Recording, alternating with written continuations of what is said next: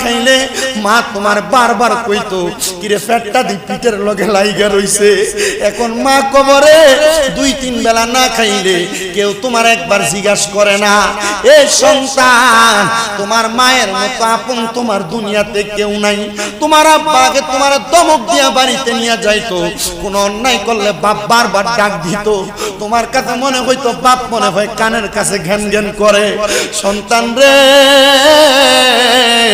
বাবা মারা যাওয়া সন্তানটারে জিগাও, এখন তারে কেউ একবার ডাক দিয়া বাড়িতে নেয় না, কেউ তারে দমক দেয় না।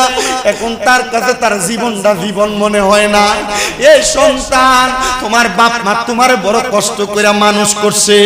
আব্বা জান ঈদের দিনে নতুন কোন জামা কাপড় কিনে নাই, তুমি সন্তানরে নতুন জামা কাপড় কিনা দিছে। মার কাপড়টা ছিঁড়া থাকতো, মা সিলাই করে পরে থাকতো, মা তোমারে নতুন জামা কাপড় কিনা দিছে। আব্বা আম্মারে যদি জিগাইতাম ইগো আব্বা আপনি ঈদের দিন নতুন জামা কিনেন না, আব্বা উত্তর দিত এখন কি আর আমার ঈদের বয়স আসেনি, তোমরা এনে এখন ঈদ করবা।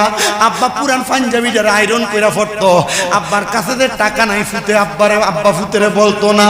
কিন্তু সন্তান, এখন তোমার ঘরে টাকার অভাব নাই, ব্যাংকে টাকার অভাব নাই, আব্বারে 500 টাকা দিয়ে কিনে একটা লুঙ্গি পরাইতে পারো না। আব্বা কবরে কিলা বইবরে তোরে লাখ লাখ টাকা দিয়া যদি তুমি তোমার টাকা দিয়া তোমার মা বাপরে সুখী না বানাইতে পারো। এই সন্তান,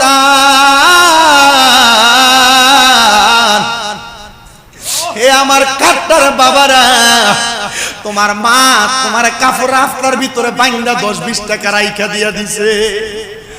আজকে মা কবরে শুয়ে রইছে রে, তুমি তোমার আম্মা জানরে একটা কাপড় কিনা পরাইতে পারো না, তোমার আম্মা আব্বা কবরে শুয়ে রইছে।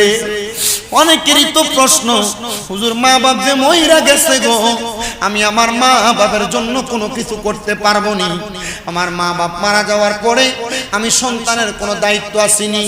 এটা আমার প্রশ্ন না, এটা নবীর সাহাবায়ে কেরাম আমার নবীকে প্রশ্ন করছে।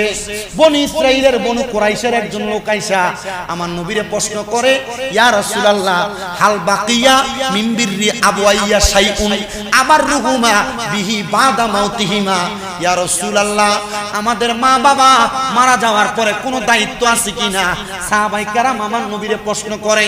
আমার নবী কয় কলা নাম, হ্যাঁ অবশ্যই দায়িত্ব আছে। ইয়া রাসূলুল্লাহ, আপনি বলেন না দায়িত্ব কোনটা? আমার নবী কয় আসসালাতু আলাইহিমা, তোমার মা বাবা মারা যাওয়ার পর তোমার 1 নাম্বার দায়িত্ব মা বাবার জন্য দোয়া করা। কিন্তু বাংলাদেশে বহু মৌলবী সাহেব বাইরেছে, মা বাপ মারা যাওয়ার পরে জানাজার নামাজটা দিয়া লাশটা কান্দে লইয়া ঘুরঘুরে